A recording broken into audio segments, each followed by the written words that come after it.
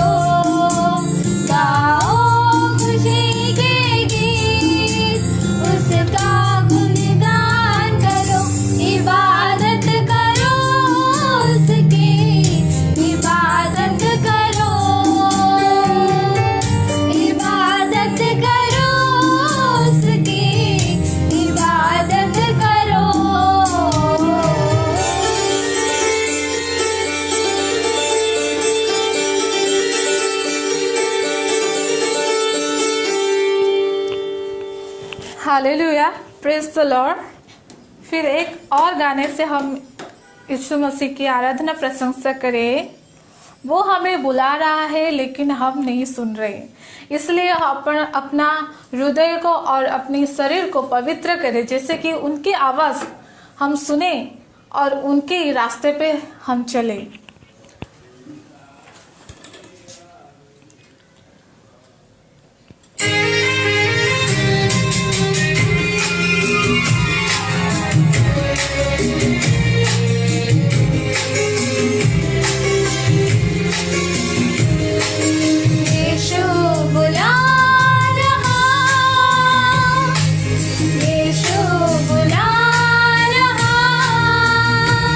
तेरा नाम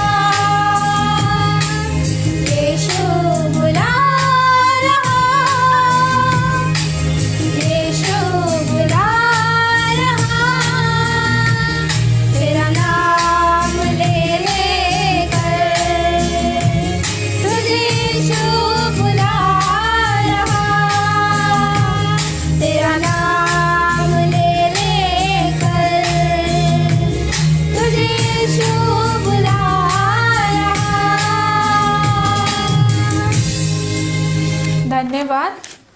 और जैसे हमको यीशु बुलाता है, हमारी दुख और कष्ट को वो समझता है और हमारी योग्यता के अनुसार वो हमको सब कुछ दान करता है, इसलिए हम उसके धन्यवाद करेंगे।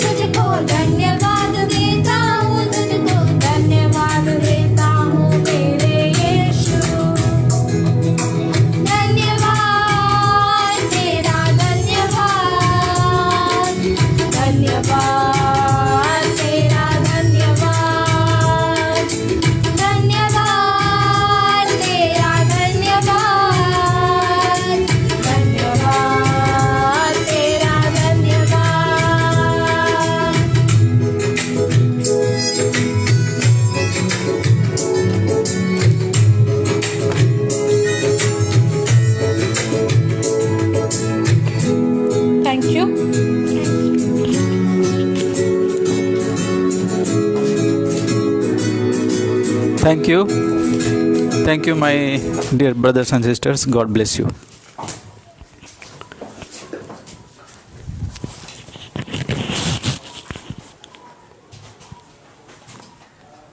सबसे पहले मैं bishop right reverend doctor Jitendra Kshatriya को शुक्र अदा करना चाहता हूँ।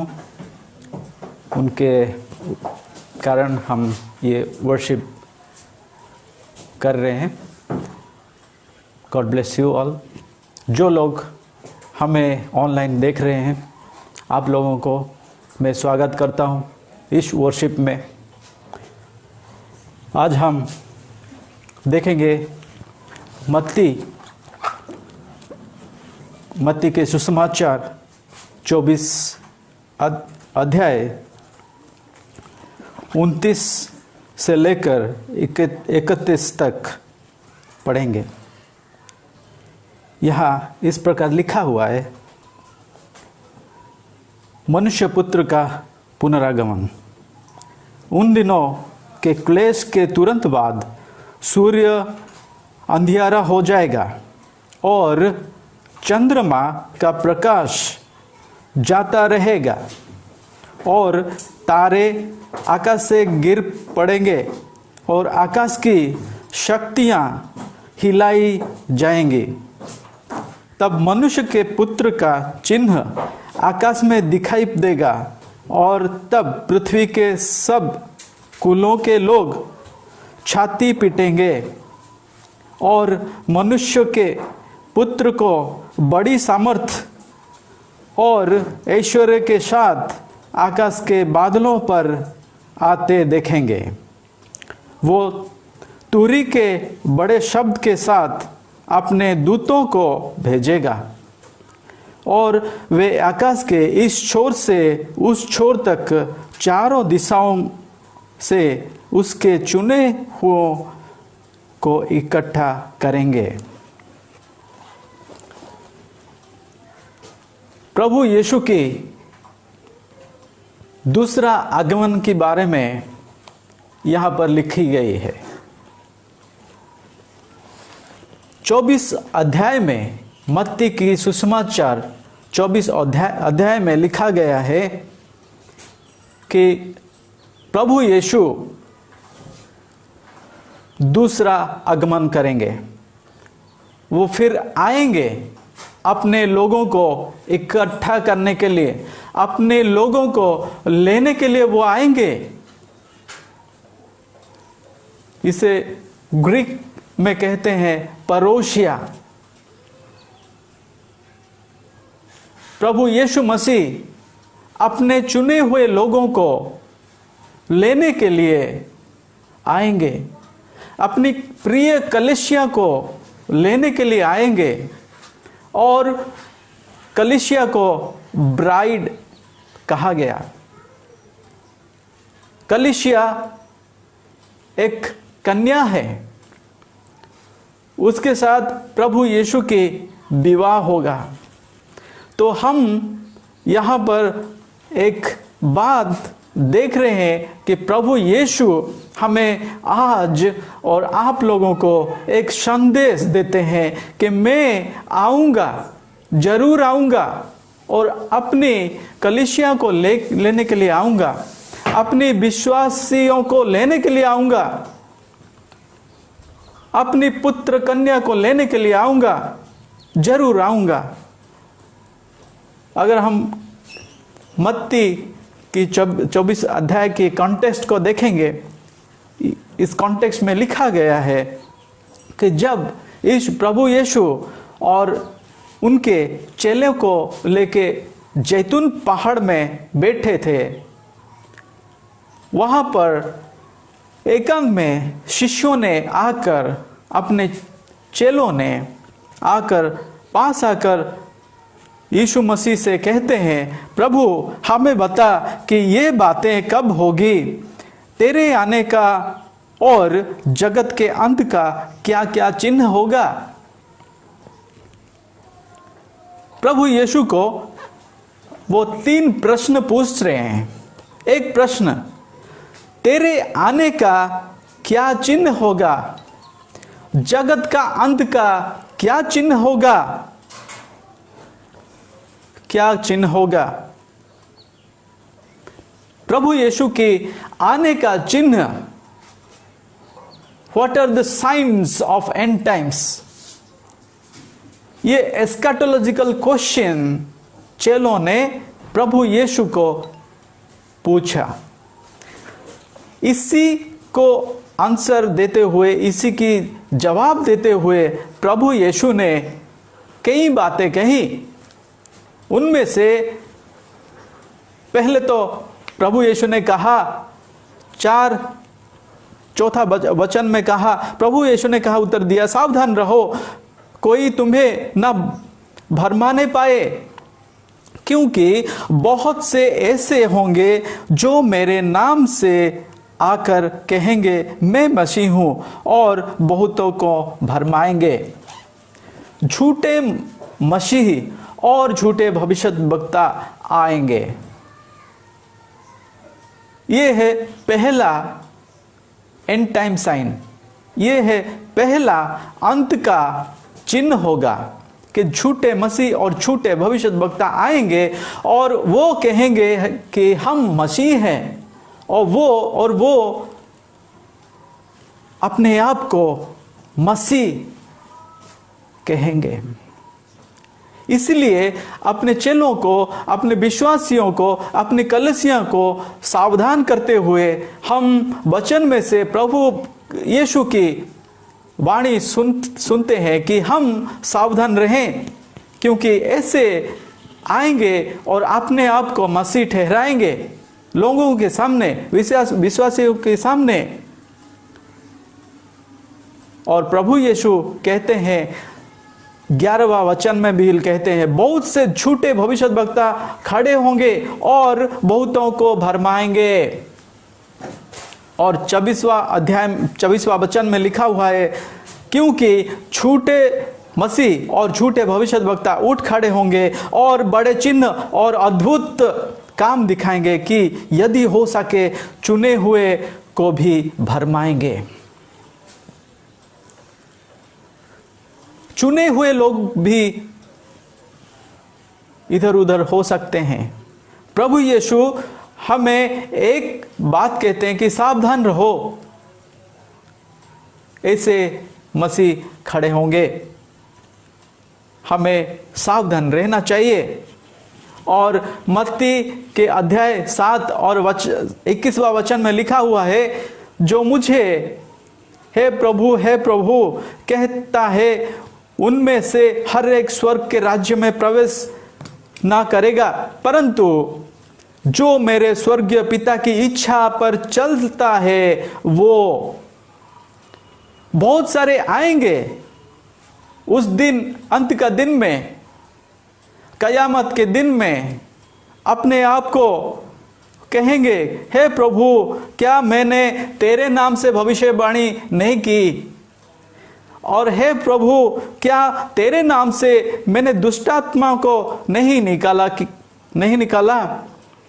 और तेरे नाम से बहुत सी आश्चर्य कार्य नहीं किया? मैंने ये सब किया है प्रभु, तेरे नाम से किया। लेकिन प्रभु कहेंगे, हे लोग, ऐसे लोग आएंगे और उठेंगे और अपने आप को मसीह ठहराएंगे। हमें क्या करना है? प्रभु यीशु कहते हैं कि जो परमेश्वर की इच्छा पर चलता है वो स्वर्ग के राज्य में प्रवेश करेगा। ये यहूदियों को कहते हुए प्रभु इस शिक्षा को देते हैं, कहते हैं कि जो प्रभु प्रभु हर कोई कहता है, हर कोई उनमें से स्वर्ग का राज्य में प्रवेश नहीं करेगा, लेकिन जो स्वर्गीय पिता की इच्छा से चलता है वो ही प्रवेश करेगा।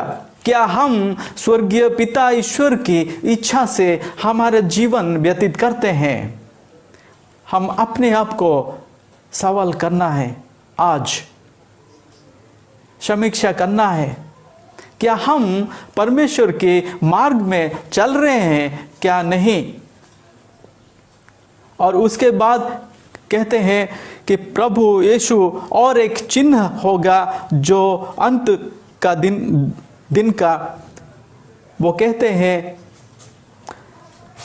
6वां वचन से कहते हैं, तुम लड़ाइयाँ और लड़ाइयों की चर्चा सुनोगे, भूकंप होगी, अकाल पड़ेगी, और लूका 11वां अध्याय और 21वां वचन में लिखा हुआ है महामारी आएगी, अकाल पड़ेगी, महामारी आएगी, लड़ाइयाँ लड़ी जाएगी, देश के विरुद्ध खड़ा होगा, राज्य के विरुद्ध खड़ा होगा, लोग लड़ेंगे, युद्ध होगी। ये तो हम देख चुके हैं वर्ल्ड वॉर में, फर्स्ट वर्ल्ड वॉर में, सेकेंड वर्ल्ड वॉर में, अभी भी लड़ाइयाँ लड़ी जा रही है, अभी कोल्ड वॉर चल रहा है।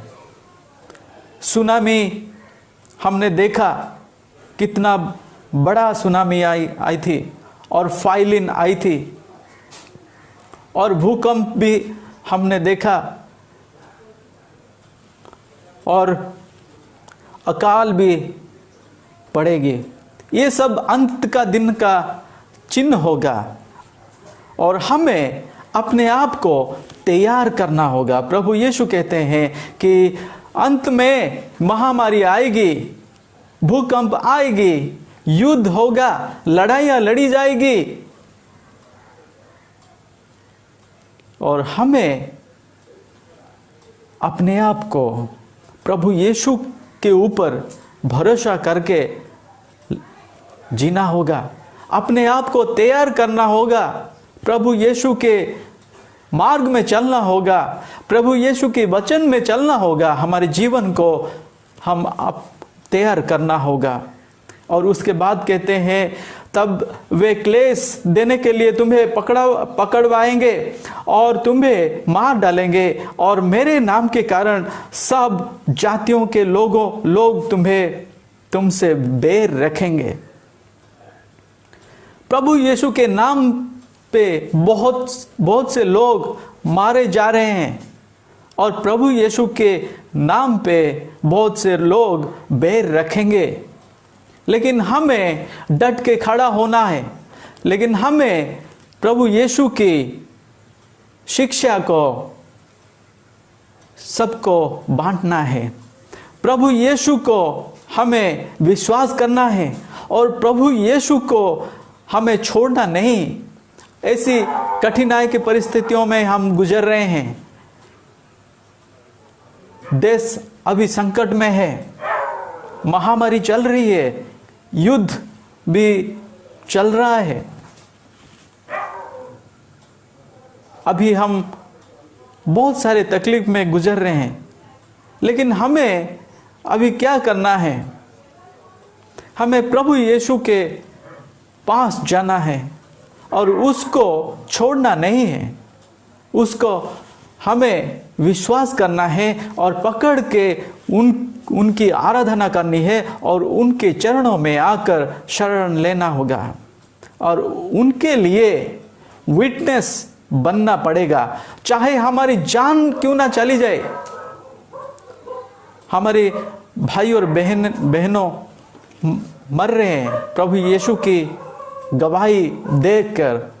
मिडिल ईस्ट में बहुत सारी कंट्रीज में अभी हमारे भाई और बहनों को मारा जा रहा है, लेकिन प्रभु यीशु कहते हैं, जो मेरे नाम से मरेगा तो भी मैं उनको उठाऊंगा, वो जीवित रहेगा, सदा मेरे साथ रहेगा,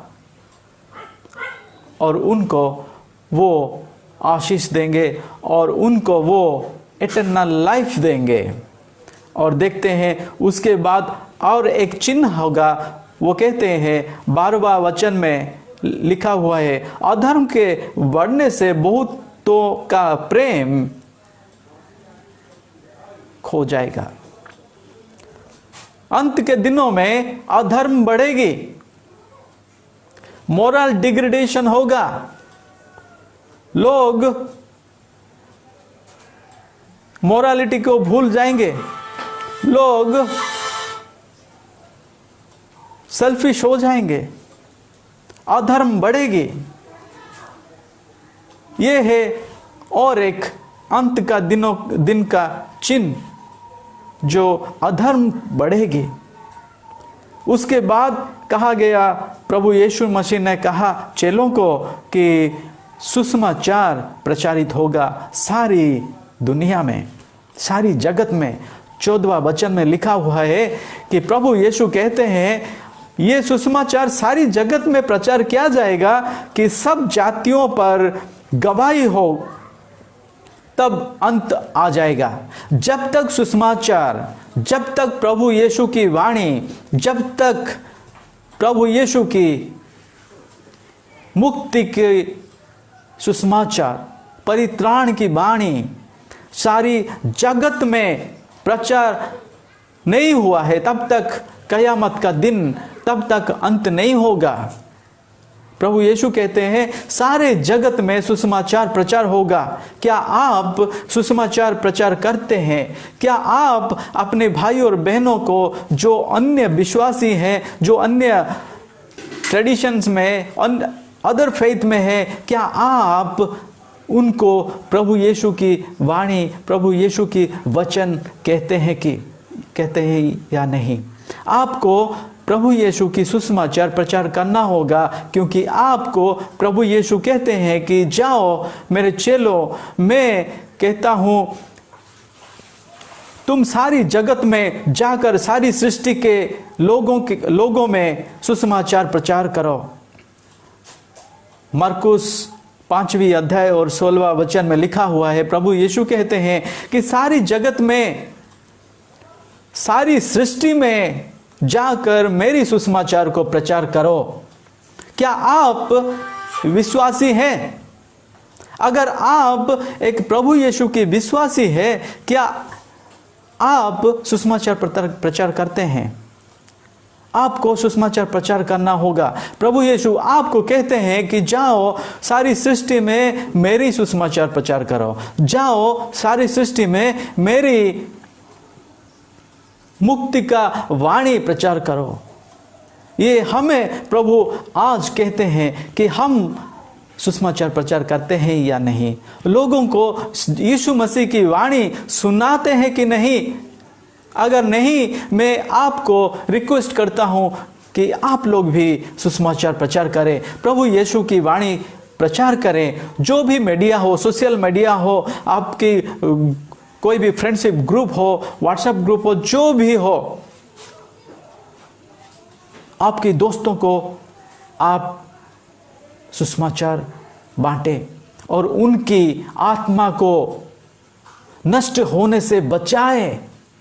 ये आपका कर्तव्य है, ये आपका रेस्पॉन्सिबिलिटी है कि प्रभु यीशु कहते हैं तुम सारी जगत में जाकर मेरी सारी सृष्टि के लोगों में मेरी सुसमाचार प्रचार करो। और पौलुस कहते हैं कि यदि मैं सुसमाचार सुनाऊं तो मेरे लिए कुछ घमंड की बात नहीं, क्योंकि ये तो मेरे लिए अवश्य हो। यदि मैं सुसमाचार ना सुनाऊं तो मुझ पर हाय। पौलुस ने सुसमाचार प्रचार करने का एक रेस्पॉन्सिबिलिटी लिया खुद पे, और वो कहते हैं कि मेरा ये ड्यूटी है कि मैं सुसमाचार प्रचार करूं। अगर मैं सुसमाचार प्रचार नहीं करूं तो मेरे पे हाय होगा, प्रभु यीशु अभिशाप देंगे। अगर मैं सुसमाचार प्रचार नहीं करूंगा तो सारे लोग नष्ट हो जाएंगे, क्योंकि क्रूस की कथा नाश होने वालों के लिए मूर्खता है, परंतु हम उद्धार पाने वालों के लिए परमेश्वर की सामर्थ है। जो नाश होने वाले हैं उनके लिए ये क्रूस की कथा मूर्खता है। जो विश्वास नहीं करते हैं उनके लिए मूर्खता है कि वो खुद को सर्वनाश करने पे तुले हुए हैं।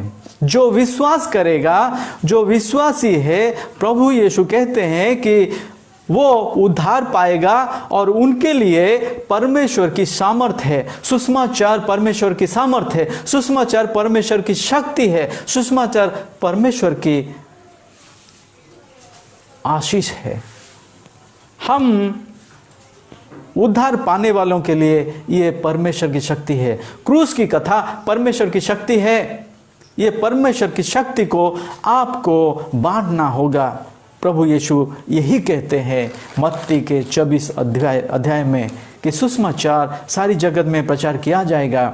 लेकिन हम अभी क्या कर रहे हैं? हम सुसमाचार प्रचार करते हैं या नहीं? हम खुद को पूछना चाहिए। अगर नहीं, मेरे प्यारे भाई और बहनों, मेरे प्यारे माँ और बाप, मैं आपको रिक्वेस्ट करता हूँ, जल्द से जल्द सुसमाचार प्रचार करो, यीशु की वाणी प्रचार करो कि वो बच जाएं, नष्ट ना हो पाए, क्योंकि अंत का दिन आ गया है। ये चिन्ह अंत का चिन्ह है। महामारी, भूकंप, अकाल, युद्ध हम जो देख रहे हैं अभी, प्रभु यीशु यही बातें कहा था कि अपने चेलों को कहा था। हम अभी अंत के दिनों में जी रहे हैं, गुजर रहे हैं। हम अभी क्या करना होगा? हमें यीशु मसीह पे विश्वास करना होगा और वो जो हमें रिस्पॉन्सिबिलिटी दिए हैं उनको दूसरों के आगे कहना होगा, प्रचार करना होगा। यहाँ पे 29वां अध्याय में लिखा गया है, उन दिनों के क्लेश के तुरंत बाद सूर्य अंधियारा हो जाएगा और चंद्रमा का प्रकाश जाता रहेगा और तब मनुष्य के पुत्र का चिन्ह आकाश में दिखाई पड़ेगी। प्रभु यीशु आएंगे, वो आएंगे और हमें उनके साथ जाना होगा।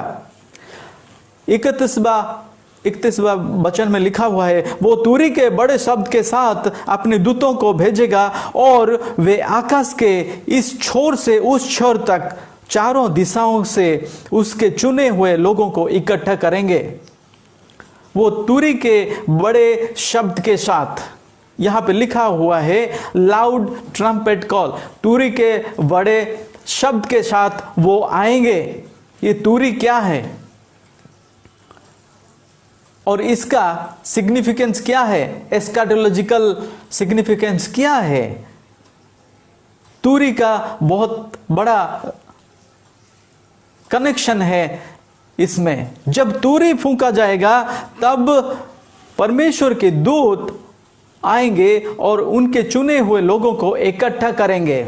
अगर हम उनके चुने हुए लोग हैं तो वो बड़े तुरी के बड़े शब्द सुनेंगे हम और उनके साथ, प्रभु के साथ हम हवा में उनके साथ भेंट करेंगे। तुरी को हिब्रू भाषा में शोफार कहा जाता है। तुरी को हिब्रू भाषा में शोफार कहा जाता है, जो कि भेड़ों का सींग से बना हुआ होता है। ये लोगों को चेतावनी देने के लिए और कुछ घोषणा करने के लिए फूंका जाता था। जब सिनागोग्स में आराधना होता है तब ये तुरी फूंका जाता है।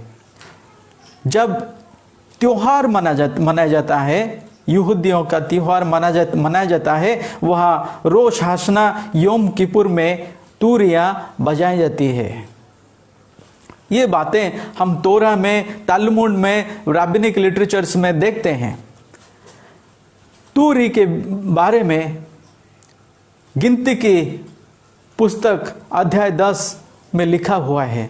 वहाँ कहते हैं कि तुरी मंडली को या असेंबली को बुलाने के लिए फूंकी जाती थी, छावनी को प्रस्थान करने में फूंकी जाती थी, जब लड़ने के लिए जाते थे तब फूंकी जाती थी, आनंद के दिन में तुरियां फूंकी जाती थी, अपने पर्व में, त्योहार में फूंकी जाती थी, और महीनों की आदि में महीनों की आदि में फूंकी जाती थी।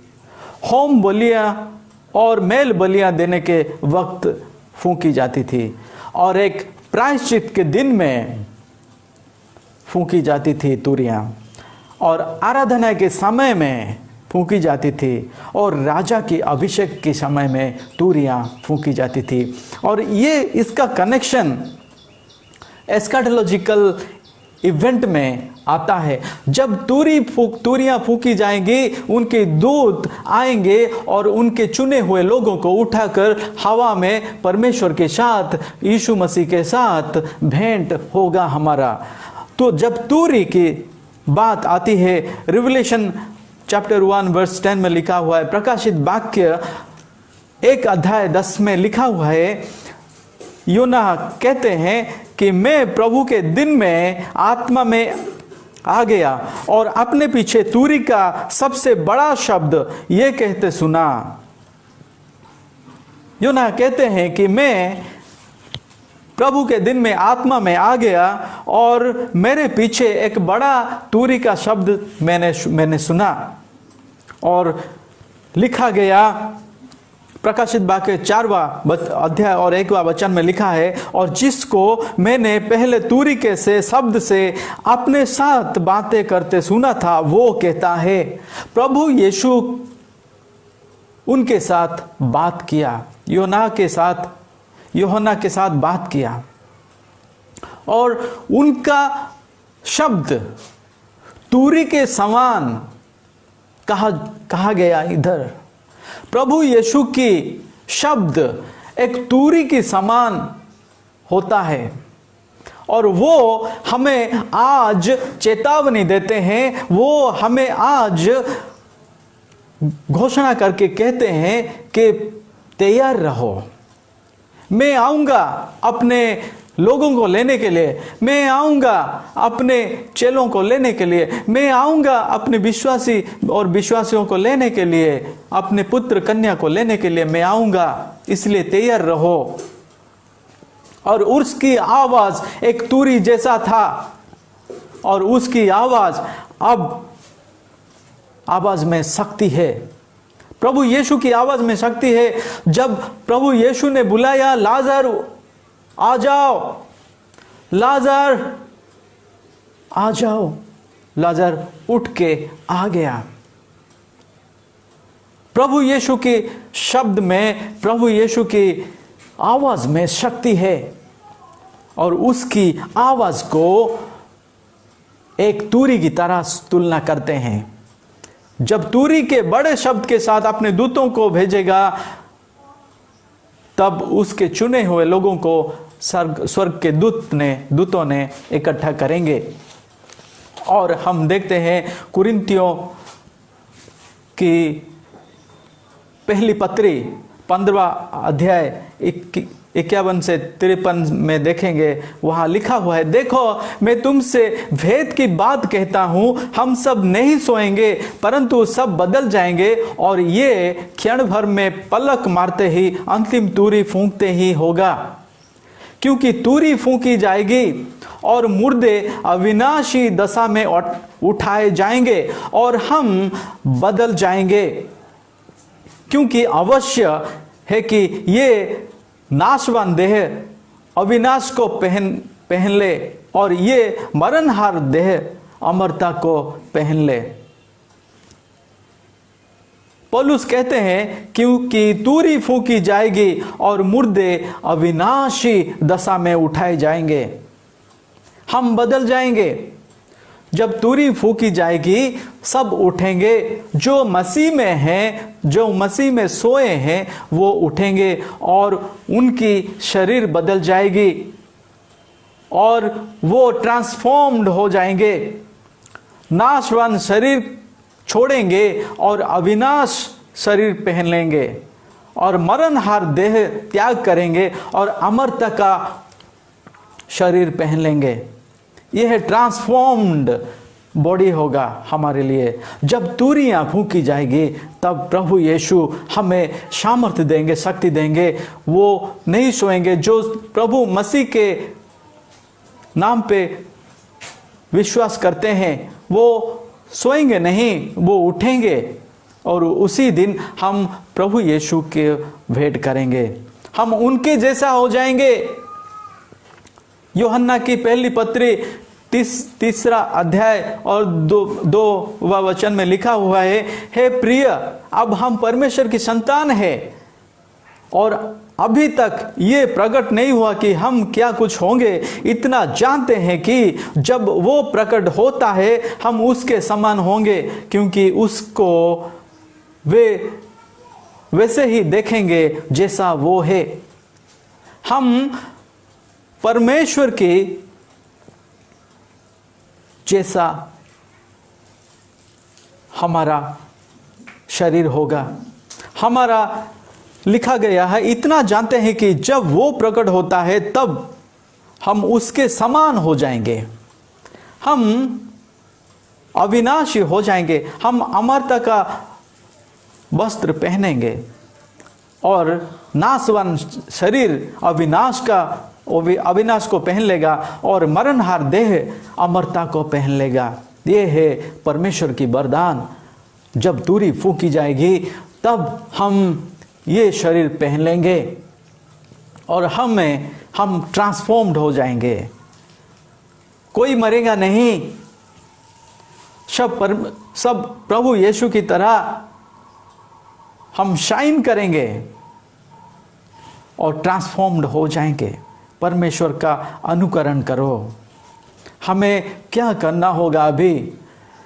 अभी परमेश्वर के नाम पे हमें विश्वास करना है, प्रभु यीशु को विश्वास करना है, उनके मार्ग में चलना है और सावधान रहना है, तैयार रहना है, जागते रहना है कि प्रभु कभी भी आ सकते हैं।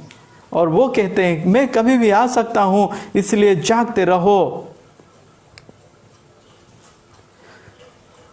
पौलुस कहते हैं थिस्सलुनीकियों पहली पत्री 4वां अध्याय 13वां वचन से 18वां वचन में लिखा हुआ है, प्रभु यीशु हमारी आशा है। प्रभु यीशु कहते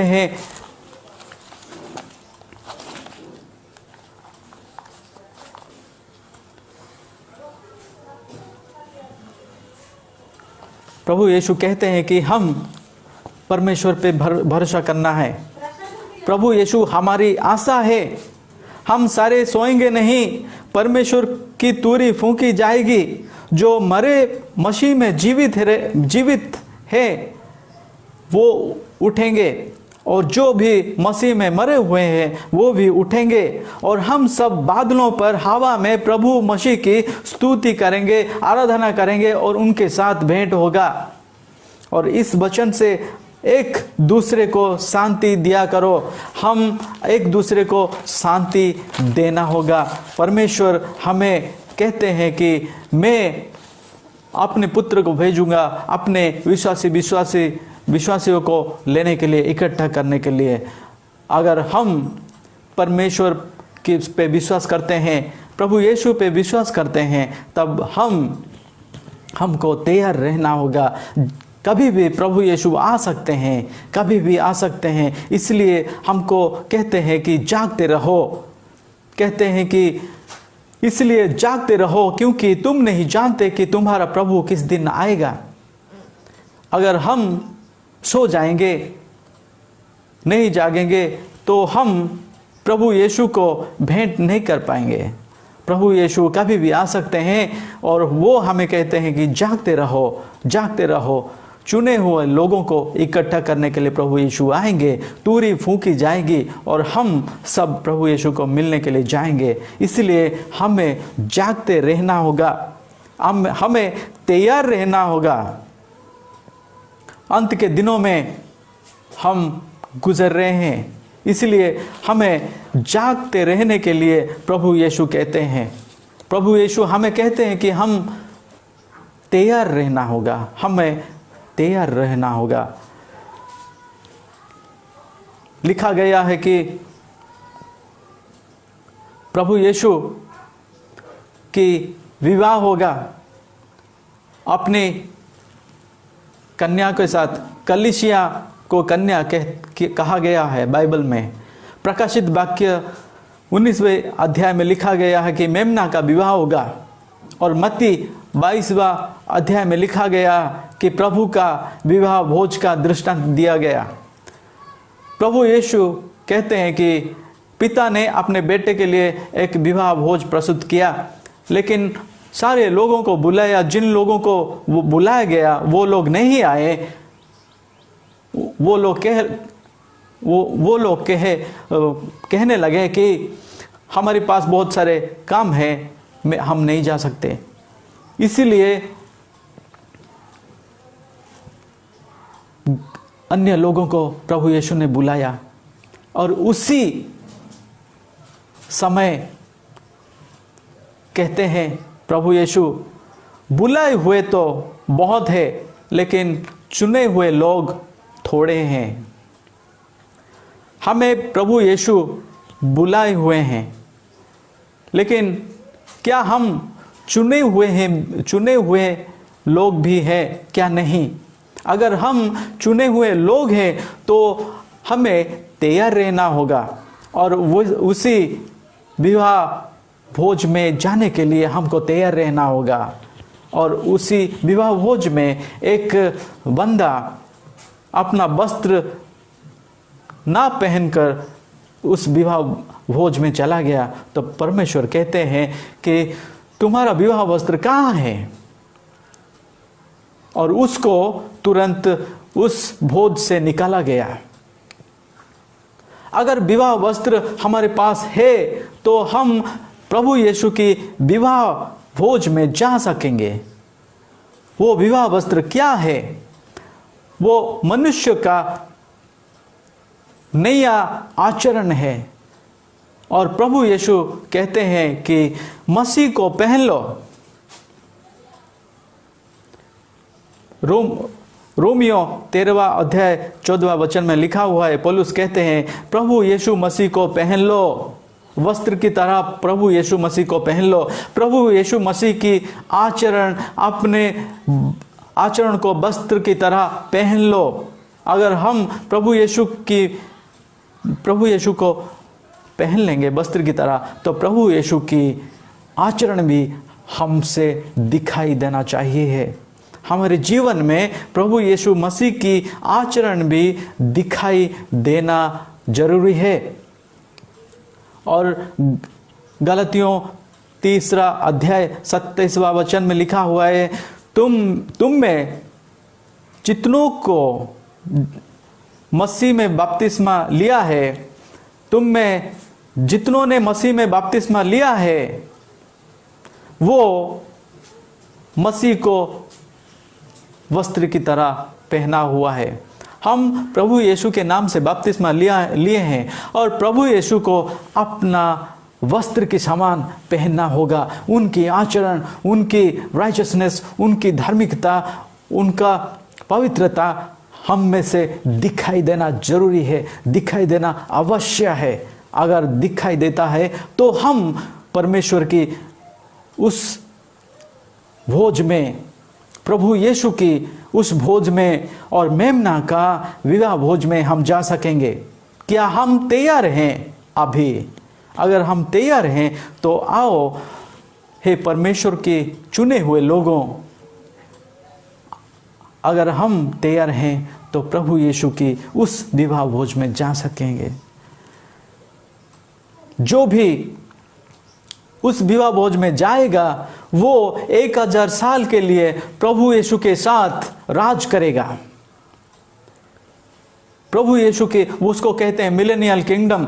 जो भी प्रभु यीशु को विश्वास करता है, जो भी प्रभु यीशु की भोज में जाता है, वो 1000 साल के लिए परमेश्वर के राज्य में राज करेगा।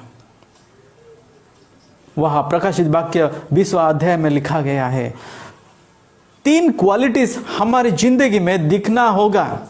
वो है, कहते हैं मत्ती 5वां अध्याय में लिखा गया है, पहाड़ी उपदेश में कहते हैं प्रभु यीशु कि धन्य है वो जो मन का हीन है, पूर इन स्पिरिट, उसका स्वर्ग राज्य है। वो स्वर्ग राज्य जा सकेगा। जो मन में स्वर्ग के राज्य के लिए तड़पता हो, जो मन में अपने प्रभु यीशु के लिए तड़पता हो, और परमेश्वर की वचन के लिए जिसका स्पिरिट, जिसका मन, जिसका आत्मा तड़पता हो और चाहता हो अधिक से अधिक, ज़्यादा से ज़्यादातर वो परमेश्वर से बढ़े, प्रभु यीशु के नाम से बढ़े, वो स्वर्ग राज्य जा पाएगा। और कहते हैं धन्य है वो जो नम्र है, वो लोग पृथ्वी के अधिकारी होंगे। जो अगर आप नम्र होंगे, प्रभु यीशु आपको पृथ्वी की अधिकार दिलाएंगे। और धन्य है वो जो धार्मिकता के कारण सताए जाते हैं, स्वर्ग राज्य उसका है। अगर आप धार्मिकता के पथ में, धर्मी के जीवन में जी रहे हैं और प्रभु के मार्ग में जी रहे हैं, परमेश्वर के वचन में जी रहे हैं, तब आपका स्वर्ग राज्य होगा। तो 3 क्वालिटीज हमें चाहिए, एक नम्रता का जीवन और एक स्पिरिचुअल लाइफ और एक राइचियस लाइफ हमें जीना होगा। तभी हम उस मिलेनियल किंगडम में जा सकेंगे। और परमेश्वर को विश्वास करना होगा, प्रभु यीशु को विश्वास करना होगा और प्रभु यीशु को वस्त्र की तरह पहनना होगा। प्रभु यीशु की आचरण हमारी जिंदगी में दिखाई देना अवश्य है, तभी हम उनके चुने हुए लोग कहलाएंगे और वो हमें आकर इकट्ठा करेंगे और तुरी फूंकी जाएगी और हमें इकट्ठा करेंगे। प्रभु यीशु कहते हैं कि मैं शीघ्र आने वाला हूँ और समय अभी कहता है कि प्रभु यीशु आने वाला है। क्या हम तैयार हैं? क्या हम प्रस्तुत हैं? क्या हमारी जिंदगी प्रभु यीशु को भेंट करने के लिए, देखने के लिए तैयार है? आओ हम आज प्रभु यीशु को मिलने के लिए, उनको मिलने के लिए, भेंट करने के लिए प्रस्तुत करें, हमारी ज़िंदगी को तैयार करें और जागते रहें, प्रार्थना करें और एक अच्छी ज़िंदगी जिए, परमेश्वर की वचन में जिए, प्रभु यीशु की मार्ग में जिए, सुसमाचार प्रचार करें और सारी आत्माओं को कैसे बचाए जा सके कोशिश करें और एक दूसरे को प्यार करें, एक दूसरे को क्षमा करें और एक दूसरे के लिए प्रार्थना करें। आओ हम प्रार्थना करते हैं। धन्यवाद परमेश्वर, हम तेरी स्तुति करते हैं प्रभु। प्रार्थना करते हैं कि इस संकट में, इस अंतिम का दिन में हम गुजर रहे हैं प्रभु, तू ही हमारा तू ही हमारा भरोसा है प्रभु, तू ही हमारी रक्षा करता है, तू ही हमारी मुक्तिदाता है प्रभु। प्रार्थना करते हैं जो भी तकलीफ में गुजर रहे हैं, जो भी तकलीफ में है प्रभु, उनको तू आशीष दे, उनको तू चंगा कर।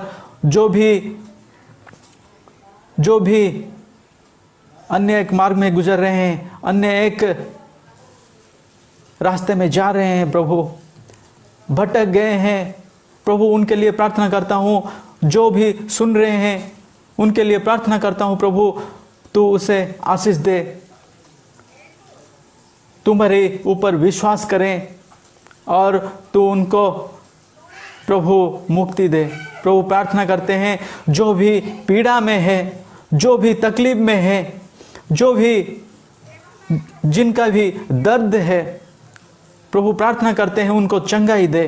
प्रभु यीशु की सामर्थ के नाम से प्रार्थना करते हैं, उनको तू प्रभु चंगाई दे। प्रभु प्रार्थना करते हैं जो भी ऑनलाइन में देख रहे हैं, सबके लिए प्रार्थना करता हूँ प्रभु, सबको तू आशीष दे और सबका प्रभु परिवार को आशीष दे, बच्चों को आशीष दे। और जो भी तकलीफ में गुजर रहे हैं, जो भी कुछ भी पीड़ा है प्रभु, जो भी कैंसर है, जिनको भी कैंसर है, प्रभु यीशु के सामर्थ्य के नाम से प्रार्थना करते हैं वो चंगाई पाएं।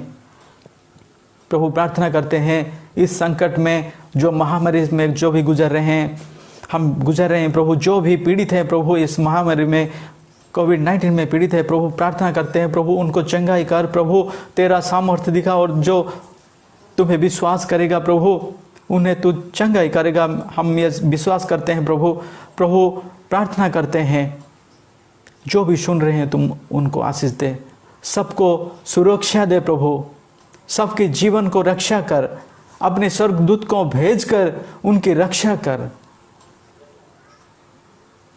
सारे विश्वासियों को और सारे कलसियों को प्रभु तेरे चरणों में सौंपते हैं। तू सुरक्षा दे प्रभु। तेरी लहू से प्रार्थना करते हैं, तेरी प्रभु नाम से प्रार्थना करते हैं, प्रभु यीशु मसीह के नाम से प्रार्थना करते हैं। आमीन।